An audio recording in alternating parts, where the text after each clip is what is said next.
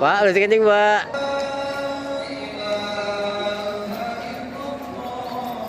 Assalamualaikum. Bang, Pak. Alhamdulillah.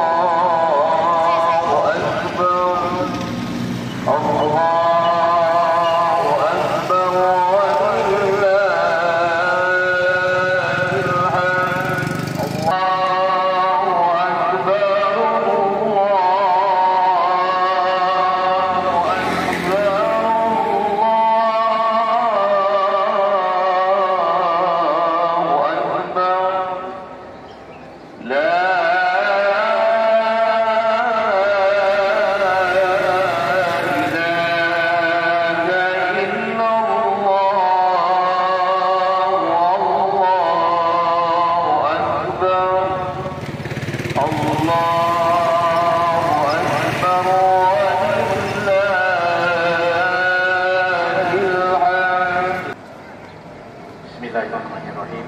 Assalamualaikum warahmatullahi wabarakatuh. Allahu Akbar. Allahu Akbar. Allahu Akbar. Walillahil hamd. Alhamdulillah. Alhamdulillah wa syukurillah ala ni'mati syahri Dzulhijjah. Asyhadu an la ilaha illallah wa asyhadu anna Muhammadar Rasulullah. Allahumma shalli ala sayyidina Muhammad wa ala ali sayyidina Muhammad. Yang terhormat Bupati Bandung Dr. Haji Muhammad Adam Supriyatna beserta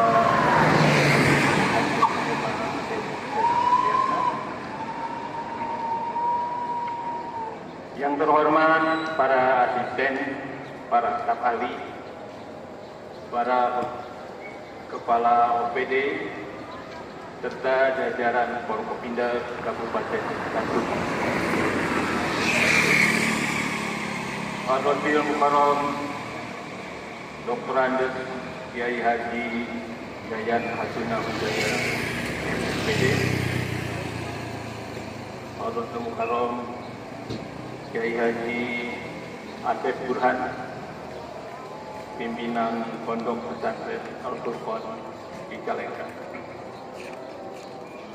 Pertama dan utama atas segalanya, marilah kita panjatkan syukur, alhamdulillah, sebab bukti bahwa pada hari ini kita masih diberikan kesempatan, terutama nikmat sehat,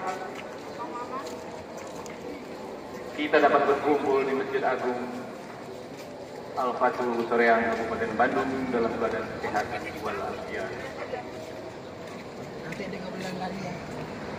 Kami ucapkan selamat menjalankan ibadah kurban kepada seluruh yang hadir dan melaksanakan kurban.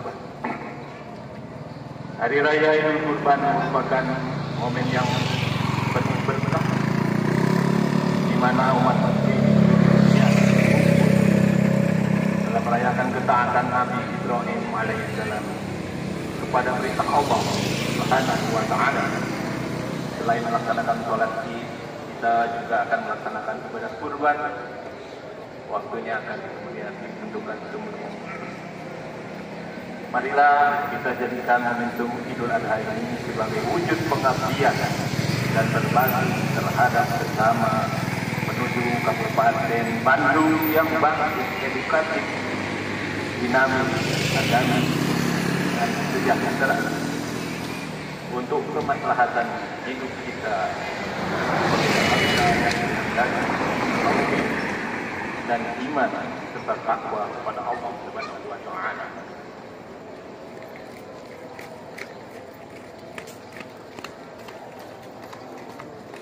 Susunan acara di pagi ini sebagai berikut: satu, pembukaan; kedua, sambutan Bupati Bandung; ketiga, salat id berjamaah yang akan menjadi imam insyaallah pelaksana.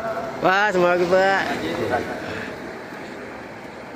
Dilanjutkan khutbah Idul Adha yang akan disampaikan Dr. Andes Kiai Haji Yayan Hasuna Dada MPD kepada Ketua MUI Kabupaten Bandung. Selanjutnya musyawarah atau salam-salaman. Berikutnya penyerahan beban dan pelaksanaannya kemudian memasuki acara pembukaan. Marilah kita sama-sama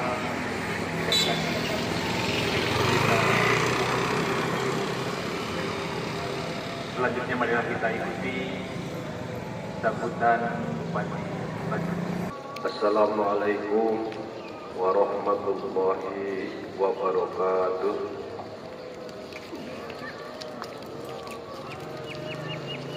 Allahu Akbar, Allahu Akbar, Allahu Akbar. La ilaha illallah, Allahu Akbar, Allahu Akbar, walillahil hamd. Alhamdulillahirabbil alamin.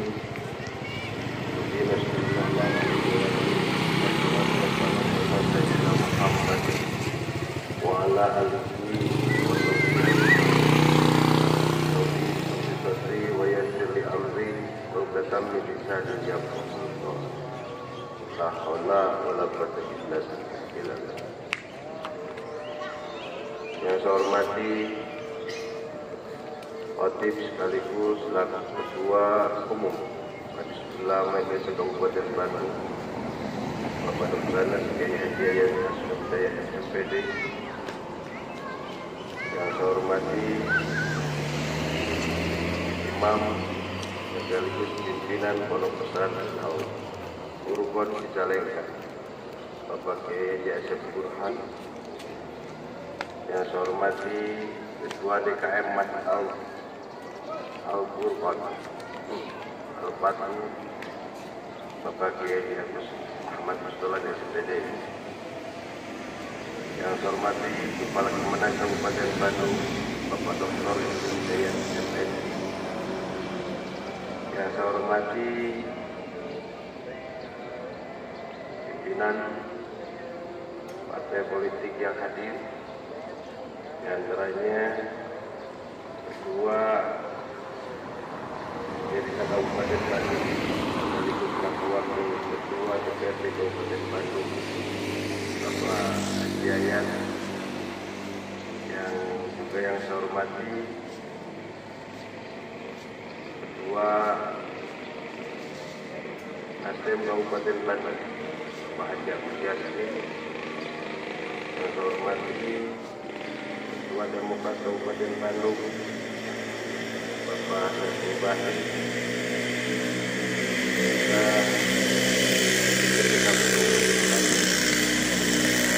Dan partai politik yang hadir dalam kesempatan ini. Yang saya hormati Sekretaris Daerah Bapak Dr. Aisyah Krami MMA beserta ibu serta seluruh jajaran. Yang saya hormati dan saya cintai Ketua Tim Penggerak PKK Kabupaten Bandung, Bu Haja Ahmad Fitur Malawati SPD MM, Yang saya hormati Ketua KSPI Kabupaten Bandung, Rizky Maudi. Yang saya hormati Ketua Karangtaruna Kabupaten Bandung, Luli.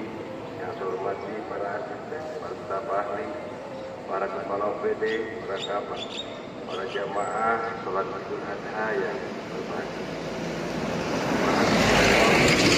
Semoga pernah mengalirkan nikmat dan taufik kepada kita sekalian, sehingga di pagi yang penuh rahmat kita dipertemukan dalam rangka bulan Adha 1445 Hijriah 2024 Masehi dalam suasana penuh kebahagiaan dan persaudaraan. Walaupun masih ada saudara-saudara kita kaum muslimin di Palestina yang belum merasakan kedamaian dan persaudaraan di hari ini karena negara mereka sedang berkembang. Untuk itu, mari kita panjatkan doa kepada Allah Subhanahu wa Ta'ala agar situasi di Palestina dapat segera kondusif, damai dan bebas dari segala kekerasan. Amin ya Rabbal alamin. Salawat dan salam semoga senantiasa tercurahkan kepada baginda Nabi Muhammad Sallallahu Alaihi Wasallam, keluarga, sahabat, dan kita umat Islam yang terus berusaha konsisten mengikuti sunnah-sunnahnya hingga akhirnya. Allahu Akbar, Allahu Akbar, Allahu Akbar, walillahil jamaah sholat yang berbahagia. Hari Raya Idul Adha merupakan hari yang bersejarah bagi umat manusia. Karena Nabi Ibrahim istihajat dan Nabi Ismail telah meletakkan dasar-dasar keteladanan fundamental yang kini masih bisa kita laksanakan, yaitu pelaksanaan ibadah haji dan penyembelihan hewan kurban. Peristiwa itu mengingatkan kita untuk mengikuti contoh tauladan yang diwariskan Nabi Ibrahim alaihissalam, suatu contoh pengorbanan yang tiada tara bandingannya. Sehingga bila Allah meminta dan untuk kepentingan agama, jiwa raga pun dikorbankan. Kemuliaan bulan Dzulhijjah, keagungan ibadah haji, dan keluhuran ibadah kurban telah menunjukkan bahwasanya ketakwaan tidak sekedar menuntut janji dan ucapan yang benar, tetapi harus disertai dengan dan langkah nyata. Oleh karena itu, pada kesempatan yang berbahagia ini, melalui momentum agungnya Idul Adha, saya mengajak kepada segenap jajaran pemerintahan dan seluruh masyarakat Kabupaten Bandung, marilah kita menjadi bagian dari orang-orang yang taat dan menjadikan kaidah di mana dalam kata-kata, tetapi memiliki pemahaman, komitmen, dan konsistensi yang tinggi untuk menerapkan keimanan secara nyata dalam praktik kehidupan sebagai hamba Allah Subhanahu wa Ta'ala. Allahu Akbar, Allahu Akbar, Allahu Akbar, walillahil hamd. Hadirin sekalian yang berbahagia, apabila kita kaji hikmah yang terkandung dalam ibadah kurban, sekurang-kurangnya ada dua dimensi, yaitu dimensi spiritual, yaitu pelaksanaan kurban semata-mata karena memenuhi perintah Allah Subhanahu wa Ta'ala, dan dimensi sosial, itu dapat saling membantu, saling menolong, dan saling menyayangi, khususnya di Kabupaten Bandung diwujudkan oleh spirit pedas dalam berbagi, sehingga pada gilirannya dapat menjadi energi yang mampu menumbuhkan kekuatan kolaborasi dan sinergitas dari seluruh komponen masyarakat. Momentum Idul Adha ini juga mengingatkan kita akan pentingnya semangat pengorbanan dalam pembangunan. Guna mewujudkan pembangunan yang berkelanjutan tentu memerlukan kerjasama dan komitmen dari semua pihak. Kita perlu bekerja keras dan berkorban untuk mencapai kemajuan yang tidak hanya dinikmati oleh generasi saat ini, tetapi juga oleh generasi mendatang. Kita semua harus memastikan keberlanjutan pembangunan di Kabupaten Bandung harus mencakup berbagai aspek, mulai dari pembangunan infrastruktur, peningkatan kualitas pendidikan, pelayanan kesehatan, hingga hingga pengelolaan lingkungan yang baik. Kita harus memastikan bahwa setiap langkah pembangunan yang kita lakukan selalu mempertimbangkan dampaknya terhadap lingkungan dan kesejahteraan masyarakat secara keseluruhan. Apabila kita kaitkan dengan perjalanan penyelenggaraan pemerintahan dan pembangunan periode 2021-2026 yang penuh dengan tantangan, alhamdulillahirobbilalamin, Kabupaten Bandung terus mengalami perkembangan yang sangat signifikan. Tidak kurang dari 325 penghargaan di berbagai bidang telah kita raih di 3 tahun terakhir. Dalam berbagai urusan pembangunan, baik penghargaan dari pemerintah pusat, pemerintah Provinsi Jawa Barat, serta penghargaan dari instansi lainnya. Capaian ini merupakan buah kerja keras kita bersama, baik pemerintah daerah, swasta, dan juga masyarakat. Khusus dalam bidang keagamaan, pemerintah daerah berkomitmen akan terus meningkatkan program insentif guru ngaji, insentif ustadz saja, takmir dan marbat, menyediakan beasiswa untuk studi Quran melalui program basic, dan kita juga telah menerbitkan Peraturan Daerah Nomor 8 Tahun 2022 tentang fasilitasi penyelenggaraan pesantren. Selanjutnya kami pun akan melanjutkan program-program prioritas lainnya, yaitu penyediaan kartu tani berikut pemberian BPJS Ketenagakerjaan kepada seluruh petani di Kabupaten Bandung, pemberian modal bergulir tanpa bunga dan tanpa jaminan dalam rangka memberantas bank emok dan pinjaman online. 3 muatan lokal dalam kurikulum pendidikan diantaranya pendidikan Pancasila dan Undang-Undang Dasar 1945, bahasa dan budaya Sunda, serta belajar mengaji dan menghafal Al-Quran. Setelah kita lihat dan kita survei, sebelumnya program ini anak-anak kita yang sekolah TK, SD, SMP hanya yang bisa mengaji Al-Quran sebanyak 15%, dan 3 tahun terakhir ini sudah meningkat menjadi 80%. Terus menambah mesin anjungan dukcapil mandiri, pelayanan KTP di desa, tujuannya agar lebih meningkatkan poin administrasi kependudukan. Selanjutnya peningkatan insentif siswa berikut BPJS Ketenagakerjaan, peningkatan insentif RT RW dan PKK desa berikut BPJS Ketenagakerjaan di Kabupaten Bandung. Menjalin kerjasama atau MOU program DESI dengan perguruan tinggi berbagai implementasi program kemitraan pentahelik dengan tujuan peningkatan kualitas sumber daya serta angka rata-rata lama sekolah di Kabupaten Bandung. Dalam menghadapi Indonesia Emas 2045, kita terus genjot supaya seluruh warga masyarakat Kabupaten Bandung untuk terus melakukan peningkatan sumber daya manusia yang profesional dan paham tentang digitalisasi. Hadirin rahimakumullah. Selanjutnya, pada bidang infrastruktur, pemerintah telah melaksanakan pembangunan 5 buah rumah sakit baru, yaitu Rumah Sakit Umum Daerah Bedah Mau, Rumah Sakit Umum Daerah Bedah Kertasari, Rumah Sakit Umum Daerah Bedah Arjasari, Rumah Sakit Umum Bedah Tegaluar, dan Rumah Sakit Umum Daerah Bedah Paciran.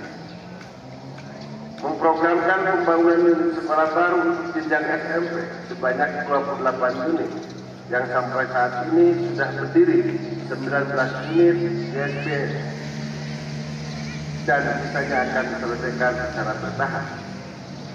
Tentunya pembangunan SD ini didasarkan kepada sebaran sekolah yang ada di Kabupaten Bandung yang sebelumnya dan yang belum merata, serta mengajukan 22 SMA ke pemerintah Provinsi Jawa Barat, dan tahun 2024 sudah mulai untuk PPDB untuk 10 kecamatan di Kabupaten Bandung. Pembangunan rumah daya kuning yang kita targetkan per tahun 7.000 unit dan sudah realisasi tahun 2021 sebanyak 7.300 unit, tahun 2022 7.400 unit, tahun 2023 7.500 unit.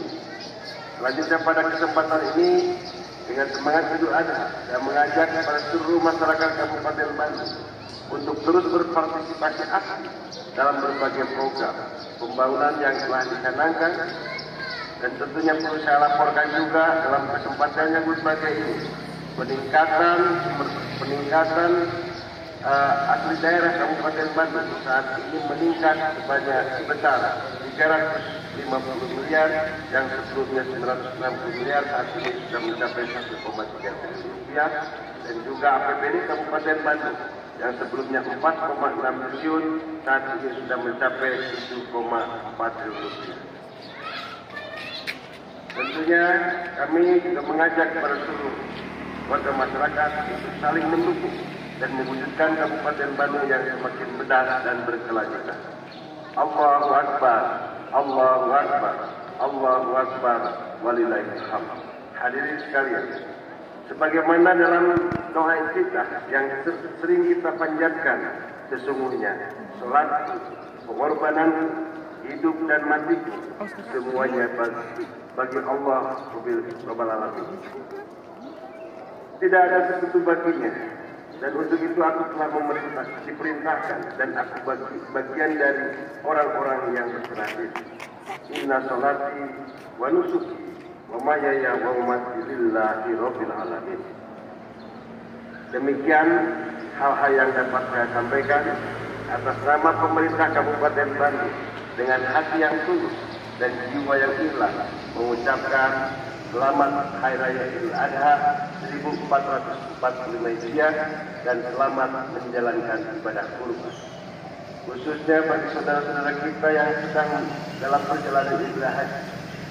Hampir 2.905 calon jemaah haji Kabupaten Bandung, yang tentunya terima kasih kepada Kementerian Agama Kabupaten Bandung dan juga para KPU Kabupaten Bandung dan juga seluruh warga masyarakat Kabupaten Bandung yang sama-sama telah kita mendoakan kepada para calon jemaah haji di Kabupaten Bandung. Kita doakan semoga dalam melaksanakan ibadah hajinya sempurna, diberikan kesehatan dan bisa kembali lagi ke tanah air, terutama di Kabupaten Bandung dengan selamat dan ridho Allah Subhanahu Wa Taala serta menyenangi gelar haji yang mabrur dan mabrurah. Salam sehat, salam pedas dan jangan lupa bersyukur.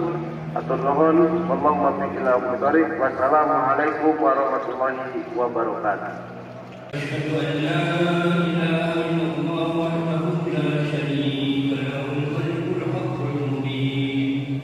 Wa asyhadu anna sayyidana wa nabiyyana Muhammadan abduhu wa rasuluhu rahmatan lil alamin.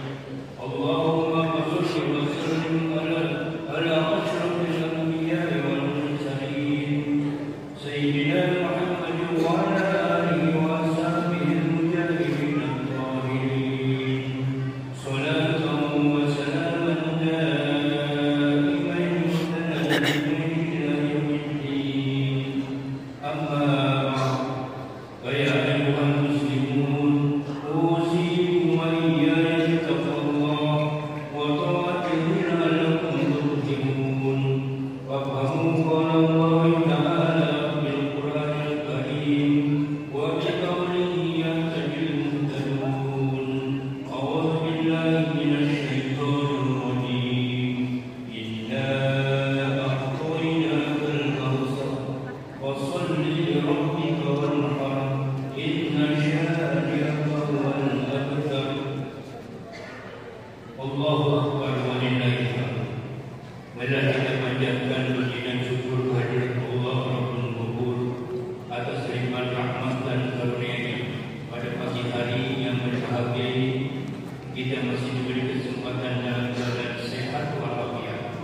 untuk merayakan dan mengagungkan hari raya Kurban atau Idul Adha, sekaligus bersyukur bahwa banyak saudara-saudara kita sesama Muslim dapat melaksanakan rukun Islam yang kelima yaitu ibadah haji pada tahun ini. Kita doakan semoga mereka mendapat bimbingan dan lindungan Allah Subhanahu Wa Taala. Juga kita dapat melaksanakan manasik haji dengan sempurna dan dapat kembali ke rumah masing-masing dengan keadaan sehat walafiat serta menyandang haji mabrur dan mabrurah. Amin ya rabbal alamin. Hadirin sidang rahimakumullah, pada hari ini ada dua peristiwa besar yang penting yang menggambarkan keagungan dan kemuliaan umat Islam di jagat raya ini. Peristiwa Peristiwa yang pertama, pada saat ini berjuta-juta umat muslim, laki-laki, perempuan, yang tua dan muda, yang kaya dan miskin, pejabat dan rakyat dari seluruh dunia berkumpul di Mina, wilayah Al-Makkatul Mukarramah, sudah melaksanakan puncak ibadah haji, yaitu wukuf di padang Arafah pada tanggal 9 Zulhijjah. Mereka meninggalkan kampung halaman dan sanak saudaranya untuk berjuang, bersimpuh perut melawan gerah dan panas, mengabaikan bahaya yang dapat merenggut jiwa. Dengan pakaian yang sama serba putih, tidak dijahit, tanda memperlihatkan demokrasi dalam Islam, menghilangkan perbedaan dan status sosial, sehingga tidak ada bedanya antara yang kaya dan miskin, antara pejabat dan rakyat biasa, dari negara manapun asalnya. Yang beda hanya budaya dan bahasa. Semuanya setingkat sederajat, yang melekat dalam jiwanya, yaitu hamba Allah Subhanahu wa Ta'ala yang sedang mengharapkan kepada Yang Maha Agung, yaitu Allah Azza wa Jalla. Di sana mereka bermunajat, memanjatkan doa-doa, bertasbih, bertahmid dan bertahlil, diungkapkan dengan rasa pasrah dan penyerahan diri yang total melalui tuntunan talbiyah. Labbaik Allahumma labbaik, labbaik la syarika lak labbaik, innal hamda wan ni'mata lak wal mulk la syarika lak. Aku datang ya Allah memenuhi panggilan-Mu. Aku datang ya Allah memenuhi panggilan-Mu. Aku datang memenuhi panggilan-Mu. Tidak ada sekutu bagimu. Sesungguhnya segala puji, nikmat dan segenap kekuasaan adalah milik-Mu. Tidak ada sekutu bagimu. Semua doa, tasbih, tahmid dan takbir dan amalan-amalan apapun pasti didengar, pasti dijawab dan dikabulkan Allah Subhanahu wa Ta'ala. Sebagaimana Rasulullah bersabda, Innal hajja illa yakhruju min baitihi lam yakhruj qatan illa katabahu lahu bihasan wa khutba anhu min al-qati'ah fa inna waqafu bi arafat ba'athallahu bihi malaikatahu yaqulu kuntu ila ibadi yaquli sa'san wa barak ushidukum inni mufarriqu lakum dhunubakum wa in kana ada qatlis sama wa qur'an. Sesungguhnya seorang yang melakukan ibadah haji waktu keluar dari rumahnya, maka setiap langkahnya akan Allah SWT mencatat suatu kebaikan dan menghapuskan dosanya. Kemudian apabila mereka wukuf di Arafah, Allah membanggakannya kepada mereka. Ya mereka, coba lihat, itu hamba-hamba. Dia mendatangi dengan rambut lusuk, dengan lusuk dan emas. Saya persaksikan kepadamu, sesungguhnya aku ampuni semua dosanya, walaupun sebanyak jumlah bintang di langit dan sebanyak kerikil di padang pasir. Allahu Akbar wa lillahi alhamd. Peristiwa yang kedua adalah pada hari ini puluhan juta kaum muslimin muslimat di pelosok tanah air, di masing-masing kampung, di kota, di negara-negara lain berbondong-bondong mendatangi masjid, musola, tanah-tanah lapang untuk melaksanakan sholat Idul Adha yang diwujudkan dengan penyembelihan hewan kurban, baik domba, sapi atau unta, dari mulai tanggal 10 sampai dengan 13 Zulhijjah atau hari Tasyrik. Oleh karena itu hari raya ini dinamakan hari raya Idul Adha. Id artinya kembali, sedangkan Adha artinya penyembelihan. Sebagaimana perintah Allah Subhanahu wa Ta'ala dalam Al-Quran surat Al-Kautsar, A'udzu billahi minasy syaithanir rajim. Inna a'tainaka al-kautsar fasholli li rabbika wanhar inna syani'aka huwal abtar. Sungguhnya kami telah memberimu wahai Muhammad nikmat yang banyak, maka laksanakanlah salat karena Tuhanmu dan karena Allah Subhanahu wa Ta'ala, dan berkurbanlah. Sesungguhnya orang yang membenci ialah orang-orang yang putus dari rahmat Allah. Bila kita ulang haji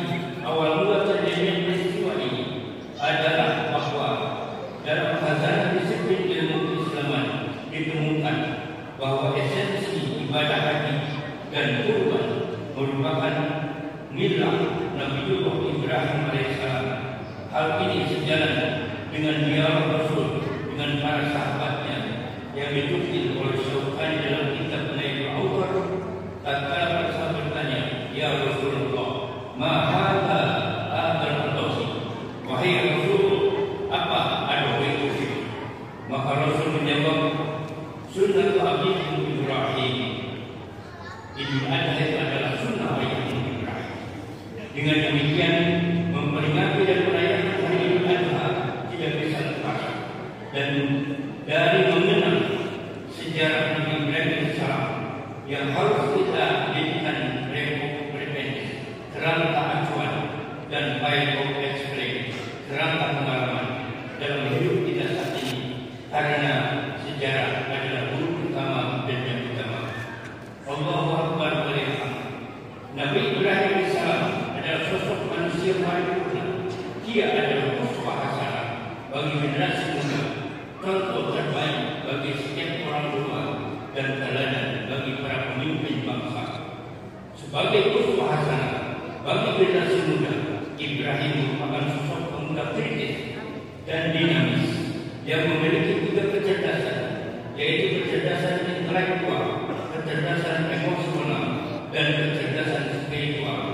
Sebagai pemuda yang cerdas intelektual, seluruh waktunya ia habiskan untuk mencari Allah dan mengkritisi segala realitas di sekelilingnya yang diselimuti dengan kemusyrikan.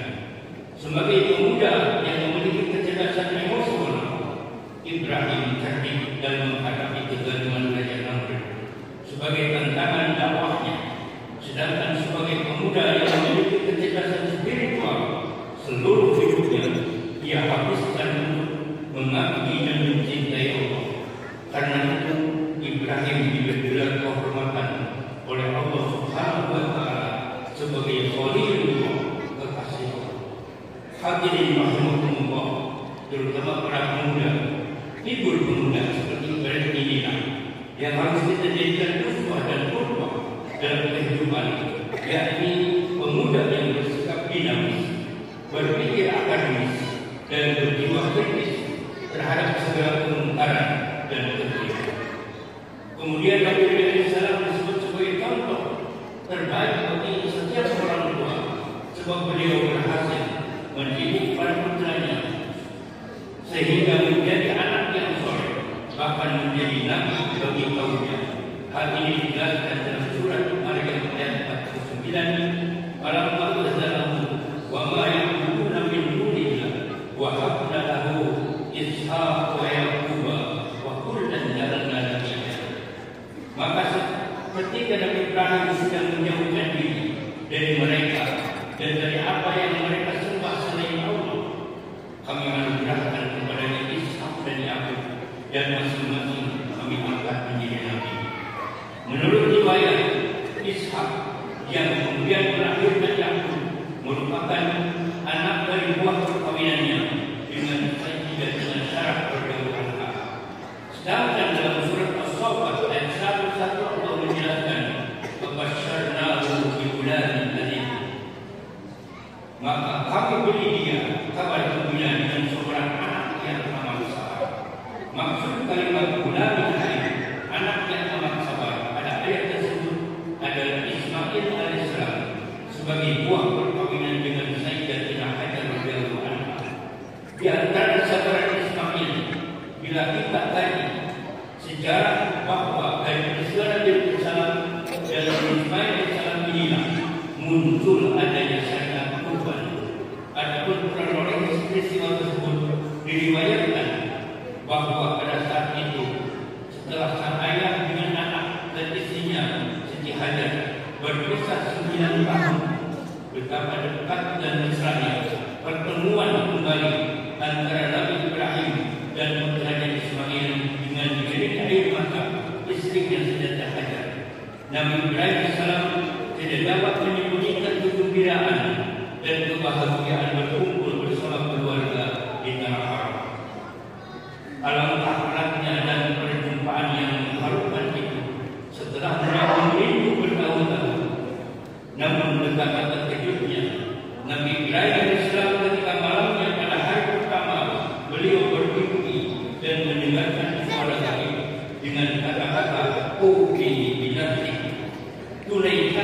nadar. Begitu terjaga membangun, apakah mimpi itu dari Allah Subhanahu wa Ta'ala atau dari setan? Ibrahim bertanya-tanya, berpikir dan mencari kesimpulan tentang kebenaran mimpi atau sekedar tumpang tindih saja. Oleh karena itu, malam tersebut dinamakan Hari Tarwiyah yang jatuh pada tanggal 8 Dzulhijjah.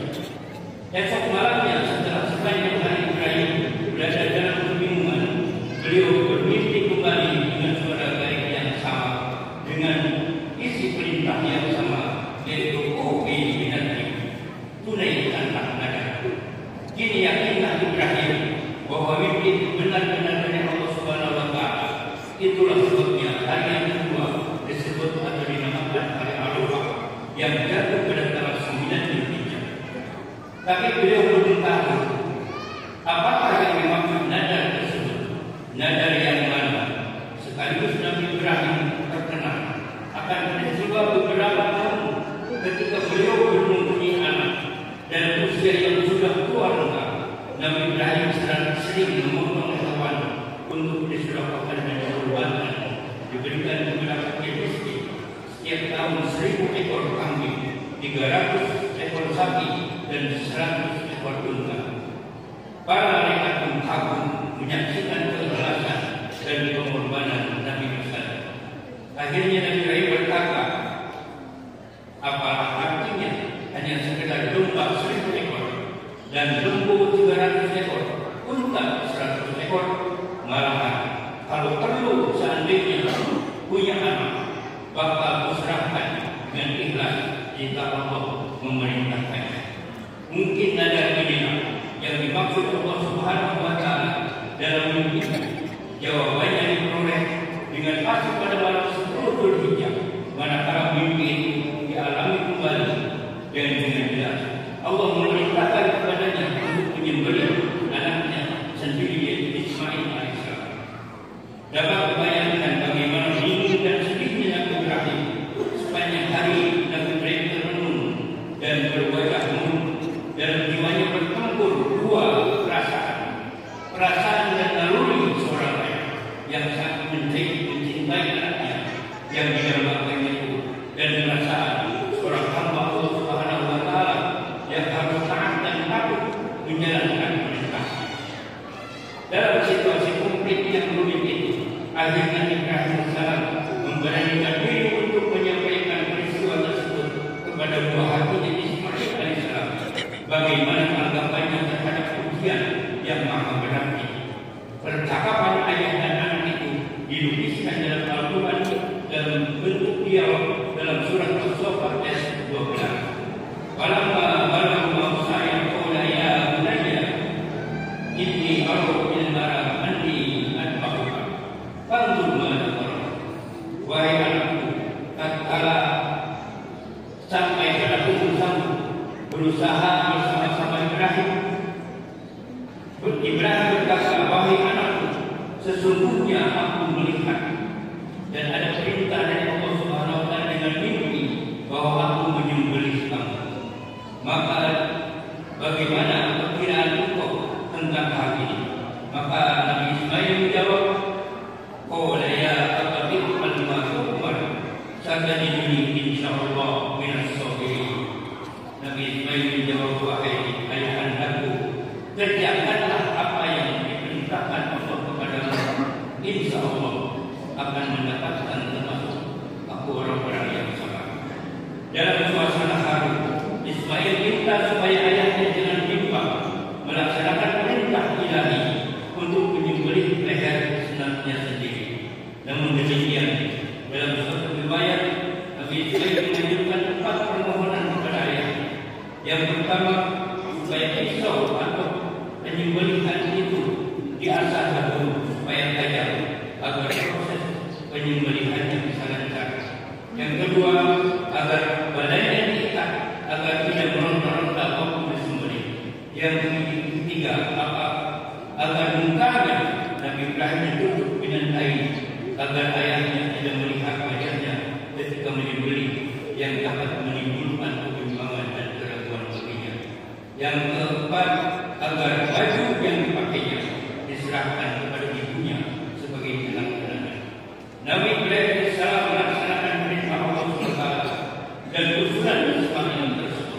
lebih baik mencium kuning anaknya, kemudian dilebahkannya badannya dengan mengucapkan syahadat asyhadu an la ilaha illallah wa asyhadu anna muhammadar rasulullah bismillahirrahmanirrahim akbar. Besoknya yang kejam tersebut dipenggapkan akan lehernya anaknya, maka terpancarlah darah dan kena kepada muka Ibrahim salam.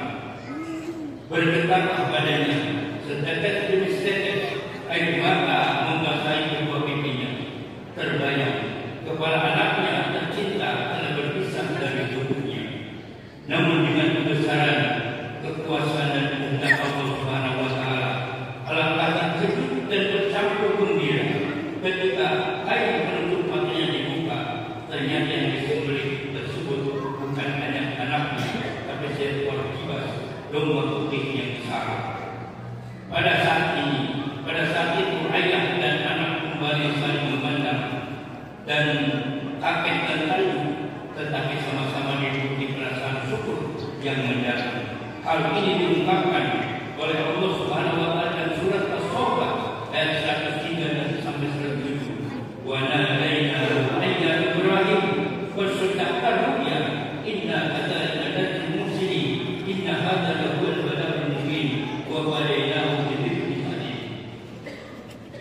Dan kami panggilan dia, hai Ibrahim, sesungguhnya kamu telah membenarkan mimpi ini. Sesungguhnya demikianlah kami memberikan balasan kepada orang-orang yang berbuat baik. Sesungguhnya itu benar-benar suatu ujian yang nyata, dan kami terus anak itu dengan seekor sembelihan yang besar.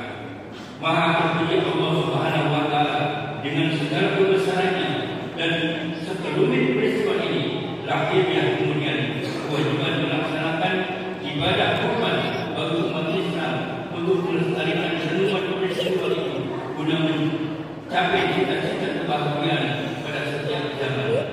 Dari keturusan Nabi Ibrahim AS dan Nabi Ismail yang mewakili kaum tua dan generasi muda, serta dari kepasrahan Sayyidatina Siti Hajar melambangkan citra dan cinta murni kaum wanita. Akhirnya terpancarlah betapa dari keturusan itu terbentang rahmat dan karunia abadi bagi kehidupan yang sejahtera. Karena ternyata yang disembelih dan menjadi korban bukanlah mereka yang tulus dan berbakti, melainkan seekor domba putih, lambang kemakmuran dan kesejahteraan untuk seluruh umat manusia.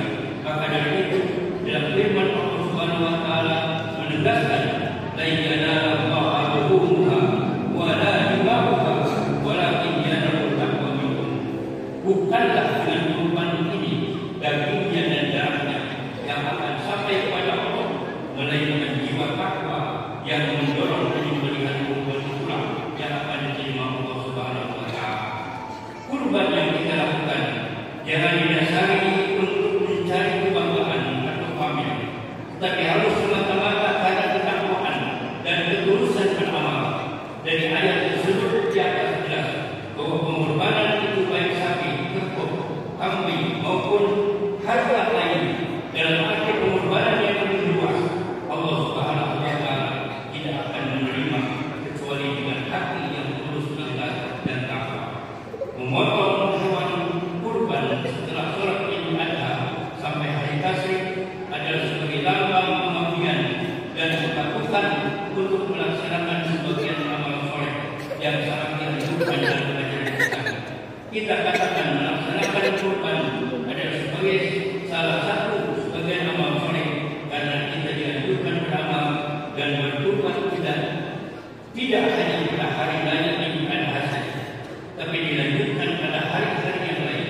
Bagi mereka yang berkecukupan dan punya rezeki yang melimpah tidak terlepas tanggung jawab untuk memberikan pengorbanan dengan hartanya bagi bangsa dan negara dalam bentuk ikut serta menanggulangi kesulitan fakir miskin, yatim piatu, anak terlantar, putus sekolah dan lain-lain yang memerlukan uluran tangan, terutama di tengah-tengah situasi dan kondisi negara yang belum stabil dan menentu, krisis yang terus berjalan, baik politik maupun kepercayaan dan moral. Allahu Akbar wa lillahi hamd. Melaksanakan ibadah kurban pada hari raya Idul Adha